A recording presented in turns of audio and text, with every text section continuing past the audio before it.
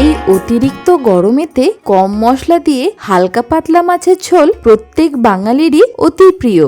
আর এই মাছের ঝোলের মধ্যে যদি কিছু সিজনাল সবজি অ্যাড করা হয় তাহলে টেস্টটা আরো বেড়ে যাবে। তবে চলুন শুরু করা যাক আজকের ভিডিও। আমি সুকন্যা। আজকে আমার ব্যাপক রান্না হলো কম মশলা দিয়ে আর সিজনাল সবজি দিয়ে হালকা পাতলা মাছের ঝোল। এই মাছের ঝোলটা বানিয়ে নেওয়ার জন্য আমি এখানে 1 কিলো রুই মাছ নিয়ে নিয়েছি। আপনারা চাইলে এখানে রুই মাছের পরিবর্তে যে কোনো মাছ দিয়েও কিন্তু এই মাছের ঝোলটা বানিয়ে নিতে পারেন। এবার মাছটাকে আমরা একটু ম্যারিনেট করে নেব। তার জন্য দিয়ে দিতে হবে 1.5 চা চামচ নুন, তার সাথে সামান্য একটু হলুদ গুঁড়ো ওই 1/2 চা চামচের মতো দিয়ে দেব। আপনাদের যদি মাছের গন্ধটা খুবই তীব্র লাগে সেই ক্ষেত্রে 1 চা চামচ লেবুর রস এর মধ্যে দিয়ে দিতে পারেন। এবার নুন আর হলুদটা মাছের সাথে ভালো করে মাখিয়ে নেব। এবার মাছের প্লেটটাকে একটা সাইডে রেখে দিচ্ছি। তার সাথে কিছু সবজি নিয়ে নিয়েছি। যেমন আমি এখানে নিয়েছি 500 গ্রাম ঝিঙে। ঝিঙেগুলোকে ভালো করে ধুয়ে খোসা ছাড়িয়ে নিয়ে এরকম একটু বড় বড় করে কেটে নিতে হবে। এছাড়া নিয়ে নিয়েছি একটা বড় মাপের আলু।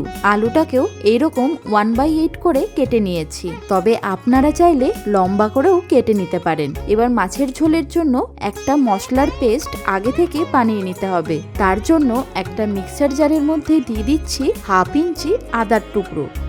তার সাথে দিতে হবে 1 চা চামচ গোটা জিরে। তাছাড়া শরীর আর পেট ঠান্ডা রাখার জন্য দিয়ে দেব 1/2 চা চামচ মৌরি।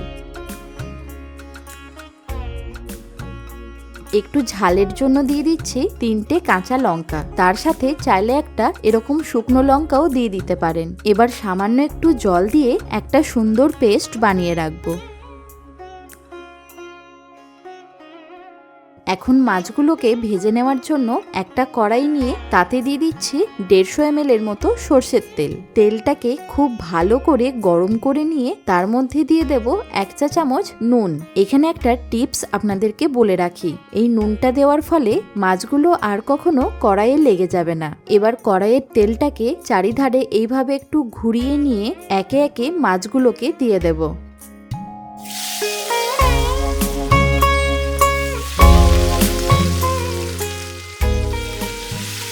গ্যাসের ফ্লেমটাকে জোরে রেখে মাছগুলোকে দুটো সাইডই হালকা লালচে করে ভেজে নিতে হবে। তবে অতিরিক্ত কড়া করে না ভাজাই ভালো, তাহলে মাছের মধ্যে যে পুষ্টিগুণটা আছে সেটা নষ্ট হয়ে যাবে।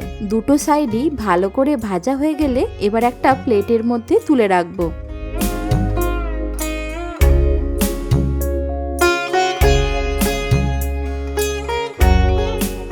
একই রকম ভাবে বাকি পিসগুলোকেও ভেজে নিতে হবে।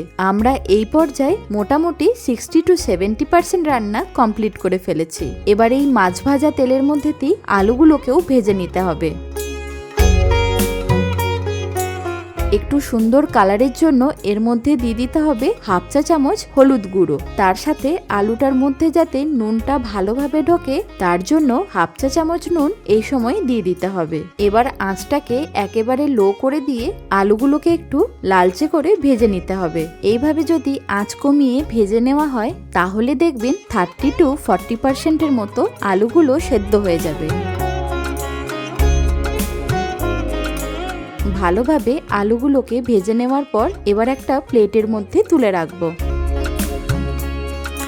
যেহেতু কড়াইয়ের মধ্যে অনেকটা তেল আছে তাই তেলের পরিমাণটা একটু কমিয়ে নিয়ে এর মধ্যে ফোড়ন দিয়ে দিতে হবে 1/2 চা চামচ 5 ফোড়ন। তার সাথে দিয়ে দিতে হবে একটা তেজপাতা আর একটা শুকনো লঙ্কাকেও ফাটিয়ে দিয়ে দেব। ফোড়নটাকে একটু নাড়াচাড়া করে নিয়ে যখন সুন্দর গন্ধ বেরিয়ে আসবে তখন আগে থেকে বেটে রাখা মশলার পেস্টটাকে দিয়ে দিতে হবে। এবার বেসিক কিছু গুঁড়ো মশলা এর মধ্যে দিয়ে দেব, যেমন 1/2 চা চামচ হলুদ গুঁড়ো, স্বাদ অনুযায়ী নুন, তার সাথে 1/4 চা চামচ লাল লঙ্কার গুঁড়ো। এবার একদম কম আঁচ করে মশলাটাকে ততক্ষণই কষাবো যতক্ষণ না মশলার কাঁচা গন্ধটা চলে যাচ্ছে, তার সাথে মশলা থেকে ভালো করে তেলটা বেরিয়ে আসছে।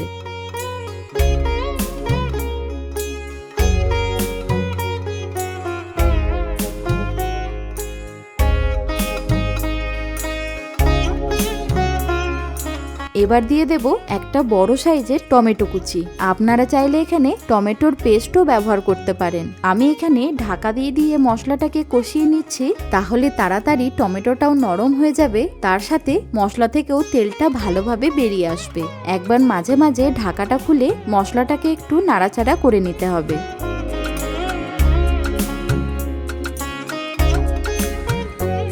নিশ্চয়ই বুঝতে পারছেন টমেটোটা এতক্ষণে ভালোভাবে নরম হয়ে গেছে আর মশলা থেকে ভালোভাবে তেলটাও বেরিয়ে এসেছে।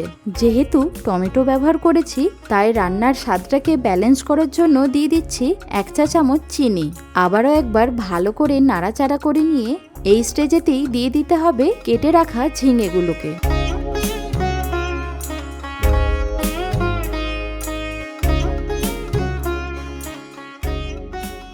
এবার গ্যাসের ফ্লেমটাকে হাই করে দিয়ে মশলার সাথে ঝিঙেটাকে ভালো করে কষাতে হবে, তাহলে ঝিঙে থেকে জলটা তাড়াতাড়ি বেরিয়ে আসবে। আপনারা চাইলে এখানে আপনাদের পছন্দের মতো আরও কিছু সবজি অ্যাড করতে পারেন। এবার ঝিঙেটা ভালোভাবে কষানোর পর ভেজে রাখা আলুগুলোকেও দিয়ে দেব। এখন একই সাথে আলু আর ঝিঙেটাকেও কষিয়ে নিতে হবে। এটা খুবই সিম্পল একটা রান্না, কিন্তু খেতে হয় অসাধারণ। সবকিছু ভালো করে কষানোর পর এর মধ্যে বড় কাপের 1 কাপ উষ্ণ গরম জল দিয়ে দিতে হবে, বা আপনাদের যতটা ঝোলের প্রয়োজন সেই বুঝে জলটা ব্যবহার করবেন। ঝোল ভালোভাবে ফুটে গেলে ভেজে রাখা মাছগুলোকে দিয়ে দেব।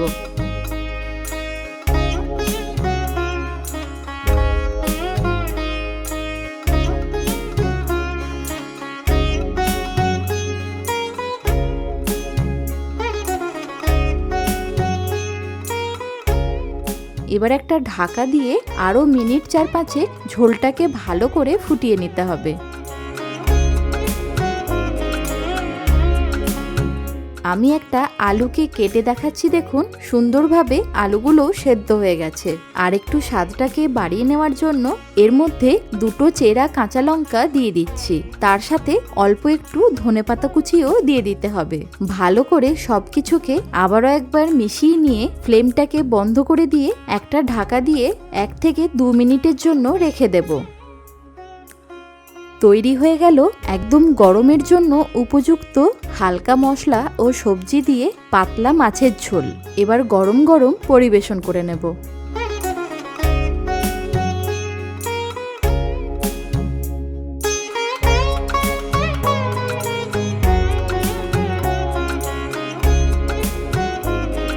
আশা করি প্রত্যেকবারের মতো আপনাদের এই রেসিপিটাও নিশ্চয়ই ভালো লেগেছে।